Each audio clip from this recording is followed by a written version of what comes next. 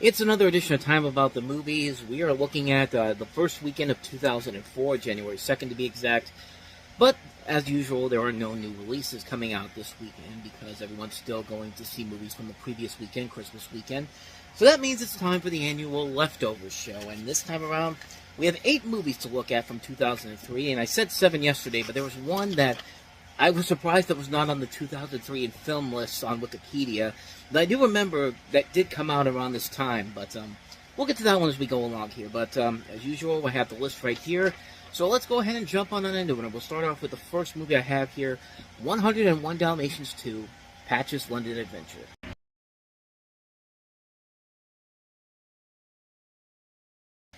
So this is a sequel that literally follows up from the last movie and actually takes a little bit from the live-action movie because we actually get to see the place, that the plantation that Roger and his family have essentially bought, where you have all of them packing up for the big move there, a home in the country with plenty of room for the 101 pups and far from the clutches of Cruella de Vil. The Feisties pup is Patch, feeling lost in a sea of spots, and longs to be a one-of-a-kind wonder dog like his TV hero Thunderbolt. And while watching the Thunderbolt Adventure Hour, he hears about a chance to appear on the show while it's filming in London. However, the family moves, which interferes with Patch's opportunity until he's accidentally left behind in the commotion. So he goes to the audition to meet his hero. Thunderbolt is played by Barry Bostwick, and his trusty sidekick Lightning is voiced by Jason Alexander, who reveals that the producers of the show want to replace Thunderbolt with a younger dog, and in order to save his job, Thunderbolt decides he will go into the real world and perhaps perform an act of true heroism to prove himself. A veritable reference book to Thunderbolt's many adventures, Patch provides the perfect guide for the TV star, his attempts at real-life heroics. As for Cruella de Vil, she's back and more obsessed with Dalmatians than ever. At first, she's able to calm her frenzy through an affiliation with a spot-fixated artist voiced by Martin Short. And what's so great about this movie is that it manages to stay true to the original film in terms of continuing the story after the first film without making a lot of huge glaring errors that would contradict events from the first film. I mean, the voice cast overall is very good. A lot of the voice actors do a good job of playing these roles that were played almost 40 years ago by these different actors. Like Cruella de Vil is voiced here by Susanna Blakesheet, and I swear she does a terrific job replacing the original voice actress from the original film. I can't remember her name right now, but she does a good job at handling that role in particular. The animation overall is very good. It definitely follows in the same style as the original movie. The story moves at a quick enough pace, and it's never boring. There are a couple moments where there are a few flaws here and there in terms of the story, like you can kind of figure out certain elements that are going to be thrown into the mix pretty early on, but it never takes away from the full enjoyment of the movie. It's never boring. It's a decent animated film, a lot of good points to it, very few flaws. I really liked it. Take it for what it is, and you'll enjoy it too. So let's go to another direct-to-video sequel, this time one that was completely unnecessary, and that is Charlotte's Web 2, Wilbur's Great Adventure.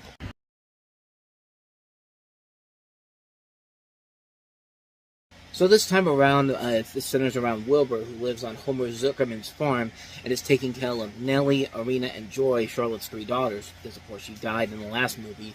He also must save his new friend, a friendly black lamb named Cardigan, from being eaten by an evil fox named Farley, because the story clearly needed a villain, because of course the first movie would have went so much better with a villain. Am I right? No, of course I'm not right, because that's really stupid. The first film didn't really need to do that, and I don't know what the hell this movie was trying to do, because, for one thing, it's got way too many elements to it. Like, there's like 3 different animation studios behind this. Paramount's behind this, Nickelodeon is behind this, and then Universal Studios somehow gets involved in this, and it's just like, it's a very interesting and odd collaboration, I could say. I mean, yeah, the animation can look really good, but what's the point? I mean, the first movie wrapped up very well, but this movie just feels like it's a literal cash grab. I mean, this feels like a movie that is literally there to make money because the first movie is such a classic and will always make money. And, hey, we could throw in some big names in here. Amanda Bynes is in this movie playing the daughter to Zuckerman. I don't want to look, but I think I'm going to have to. God damn it. Nellie. So, no, that's not her. That's a Charlotte, but, then who's playing the daughter who plays the daughter in this one? I'm kind of confused here. Okay, now I see it. It's Debbie Derryberry, who of course is Jimmy Neutron.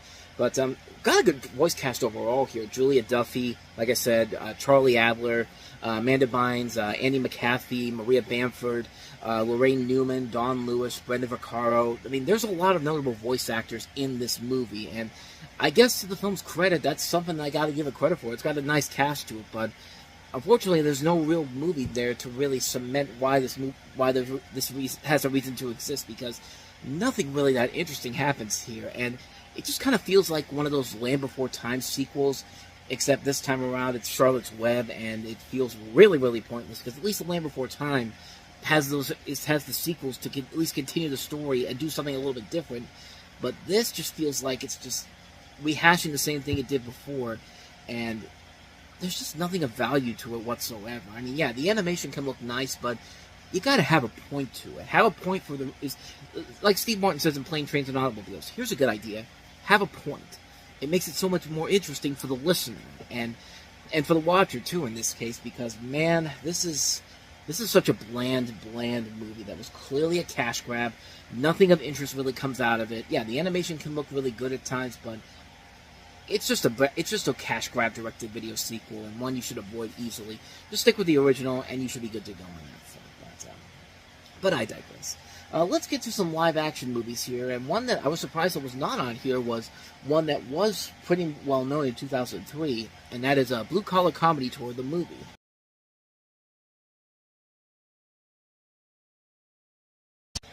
The movie that was pretty much everybody's introduction to the blue-collar comedy guys, you know. Jeff Foxworthy, everybody kind of knew already. Nobody really knew about Bill Engvall. Nobody really knew about Ron White. Nobody really knew about Larry the Cable Guy. At least I didn't know who those guys were. I just knew that Jeff Foxworthy was in there. And kind of like the original Kings of Comedy, this series, a series of live stand-up performances done at the Phoenix Hotel, Dodge Theater in Phoenix, Arizona, and also features behind-the-scenes segments highlighting the individual comedians. And for what it is, I mean, these guys can be funny. I did watch a lot of the Blue Collar Comedy Tour back in the day. In fact, when they had their show on the WB, I caught a couple of episodes, and I thought it was funny. I thought there was some stuff there that did work. I mean, I wouldn't say these guys are great comedians overall, but this movie does show that they do have potential to make you laugh, and it works on several levels. A lot of their jokes in here are very funny. It's not just Jeff Foxworthy doing the whole, you might be a redneck thing that he was famous for in the 90s. He is actually doing different things besides that in this, and it shows that, hey, Larry the Cable Guy could actually be funny when you put him in something that actually is fully of his talents, instead of trying to do those movies that came afterwards where, they're trying to make him the next big comedy star, and they give him shitty movies like Delta Farce or Witness Protection or Health Inspector, which, funny story about that one when we get to that one.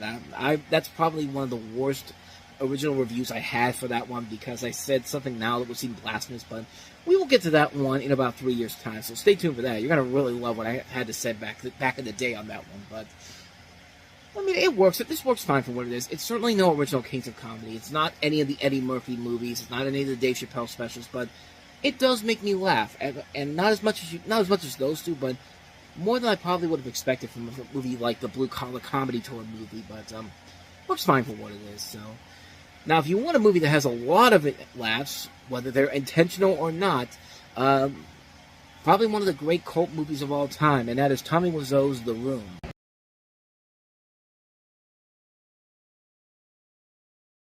So yeah, The Room had a June 27th, 2003 premiere in LA, so technically this is a 2003 leftover film.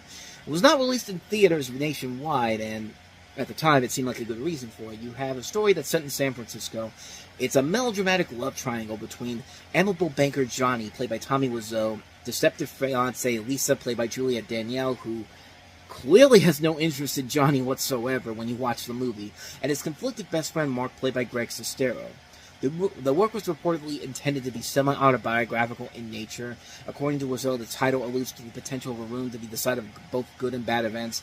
The stage play from which the film is derived was so named due to its events taking place in a single room. And it's been often said it's one of the worst films ever made. In fact, when the film finally was starting to gain traction later in the decade with reruns on Adult Swim, and when the Nostalgia Critic did it, I remember the Nostalgia Critic did a review for it, great review, and they tried to take it down because they didn't. I guess they didn't want people to say that the movie was funny by any They didn't want to say anyone to say anything bad about the movie, but slowly but surely, they did eventually come around to it. And I think Greg Sestero's actually done some stuff with Doug Walker on Nostalgia Critic over the years since that review came out. And you can see why it's had such a following to it. I mean, they made a great movie based off of the Sestero's memoir and making the film The Disaster Artist, which stars James Franco and Steph Rogen. And it's actually, I saw this right here, they're doing a remake with Bob Odenkirk in it, which is apparently made, but it's set to come out sometime soon. But, I mean, I'm just going to see for Bob Odenkirk alone. But the beautiful thing about this particular movie is that you really don't know if it's meant to be taken seriously or not. And I think because time has gone by where people have realized that, yes, this is supposed to be a comedy that wasn't intended to be a comedy. Like, it's like something Ed Wood probably would have made back in the day. Like, this is a film that is so bizarre, and, you know, Tommy Wiseau's performance in this is just so bad, but it's also hilarious at the same time. Like, there's just line readings in this movie that I'd be here all day if I tried to reenact all the line readings of this movie from Tommy Wiseau. What's the story, Mark? While he's not even moving his lips, you know. I did not hit her. It's not true. It's bullshit. I did not hit her. I did not. Oh, hi, Mark. Like, what more can I say about this movie, man? This is just this is the definition of a so bad it's good guilty pleasure film. It's a film that is so ridiculous, so over the top, and so confused on what the hell they're trying to accomplish. You can't help but just have a good time with it. And yeah, I've grown to really like it over the years. It is a film that is definitely the definition of a so bad it's good movie. What more can I say? Tommy Wiseau's The Room, Chef's Kiss. Or, that's not the Chef's Kiss. Chef's Kiss. There you go. Okay, so let's get back to the intentionally good stuff here. Let's go to Disney's Stitch the Movie.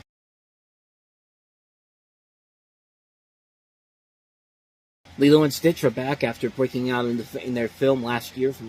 That was one of the few Disney animated classics that actually became a box office hit around that time when Disney was kind of struggling to keep up the pace at the box office. But it's interesting because it follows the events of the first film, and by extension, the second movie that was literally marketed as Lilo and Stitch 2, Stitch Has a Glitch. But this is basically a backdoor pilot for the Lilo and Stitch series, and Disney's had a couple of these movies where they were basically pilots for these TV shows. Of course, The Return of Jafar was the first one, and then you had Tarzan and Jane last year, and we're going to get to another one just a little bit here, but the story is an introduction to Dr. Jumbo Jukiba's 625 experience made prior to Stitch that were created by the financing of Dr. Jacques von Hamsterville, and was voiced very well by Jeff Bennett. And this is just, like I said, it's basically a pilot episode for the Lilo and Stitch series, which was basically Disney's equivalent to Pokemon. And hey, I love Lilo and Stitch so much, and in fact, if you saw my Movie Stop episode this week, you know that I love Stitch so much that I actually got a puppet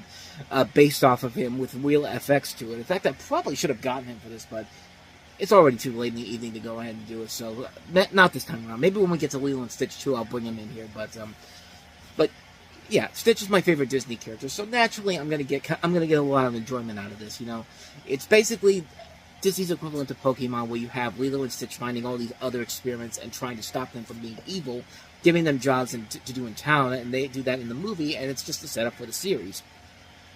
And like I said, it's in the same vein of Return of Jafar. It's a pilot episode for the series, and for what it is, it's good for what it is. I mean, I like the TV show a lot, and it already knows that it's not going to be on par with Lilo and Stitch, the movie, because it knows it has to launch this new series, and this is a good beginning to the show. I like the new characters they bring into here. Like I said, Jeff Bennett is very fun and playing it over the top as the villain. Experiment 625, who loves sandwiches, has a lot of great fun moments. He's voiced by Rob Paulson. And I like how Gantu has just become this comic foil bad guy. A huge contrast to the antagonist role he had in the first movie. And again, Kevin Michael Richardson, what more can you say about that guy that hasn't already been said? But, not much more I can say about this movie. Stitch the Movie does a great job of launching the series with some nice animation, a good story, great voice work all around. It's a great movie that's not intended to be as good as the first film, but it does warrant a direct-to-video sequel that's good, a direct-to-video movie that's good, and also lead into the eventual series that was actually pretty good as well. Now here's an example of a Disney movie that was intended to be the start of a series that never went anywhere, and it's the one I forgot to mention in the last was when I talked about the episodes movies we're going to cover, and that is Atlantis: Milo's Return.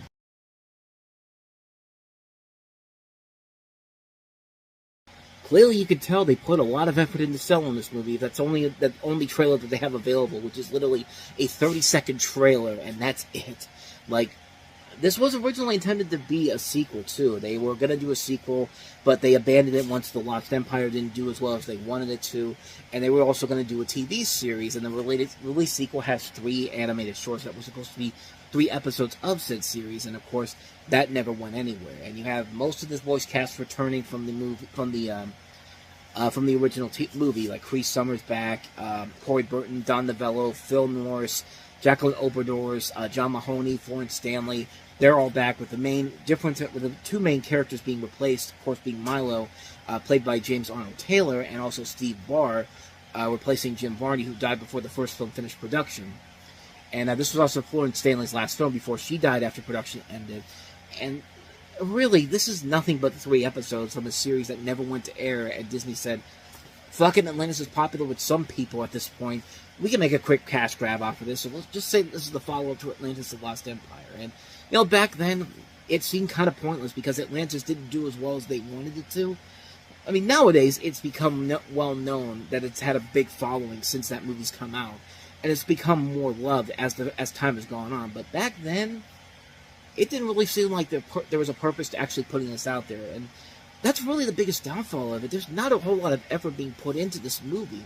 There's some good creative ideas here and there on how to expand the story, but the animation is very junky at times compared to the original movie. And even for a TV series from Disney, you expect so much better from this. But there are some interesting stories being told here, and I think if Disney would have given the show the green light and let us see more of this Atlantis universe being expanded, they probably could have made up for how underwhelming the original movie was. But this isn't just a cash grab and a disappointing one, since there are creative ideas in there, and they could have made for something great, but this is just pretty much a 3 episodes of a rejected Disney TV series movie, like Tarzan and Jane, and even Belle's Magical World.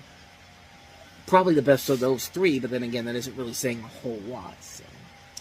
So let's get to the last Disney movie here, and let's get back on a positive note here. Kim Possible, A Stitch in Time.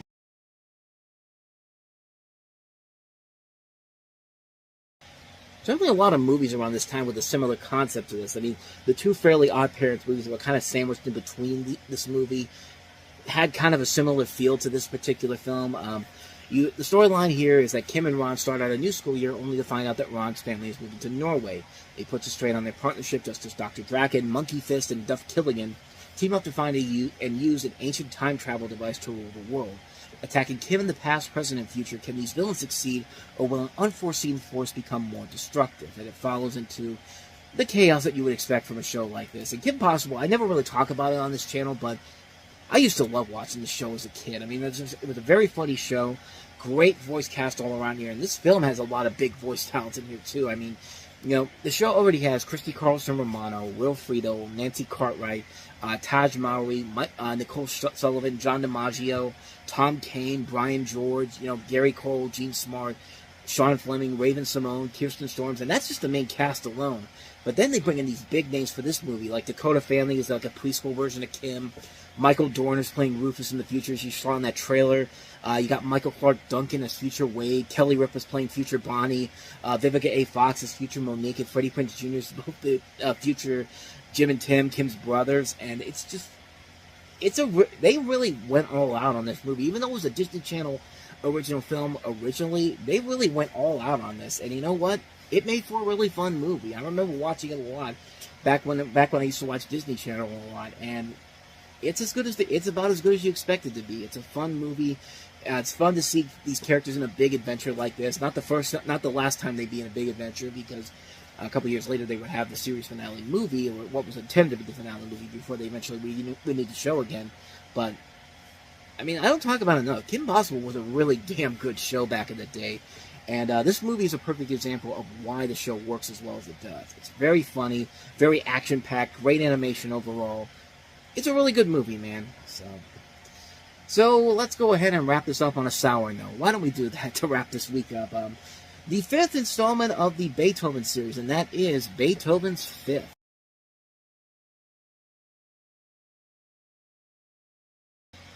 Yeah, this was them literally scratching for something left from this franchise. And like I said, I've liked Beethoven as a character But man, these direct-to-video movies just really, every one of them just kills me. Like, this is the 5th and final installment of the original series, because they would later rebrand this with Beethoven's Big Break just a couple years later, and slightly better, but not by that much. So you have Sarah Newton, played here by Daveigh Chase, and Beethoven. They're spending the summer with Sam's Uncle Freddie, played by Dave Thomas, in an old mining town. The mischievous Beethoven digs up a clue to the whereabouts of the legendary hidden fortune of 2 bank robbers named Mo and Rita Selig. Now everyone wants to be their best friend as this discovery unleashes a frenzy of treasure hunting amid the community's creatures. With help from Uncle Freddie and a boy named Garrett, Sarah and Beethoven try to help uncover a secret that has been in this crazy little town for years, but he shoots dead the ghost and is declared a hero. And you see John Larroquette and Faith Ford in there. This is pretty much as bad as it looks. I mean, the other Beethoven movies were at least trying to do something different. Even Beethoven's Fourth with the whole Prince and the Pauper thing. It's something we've seen done before, but they at least were trying. This is about as generic and dull as that trailer makes it out to be.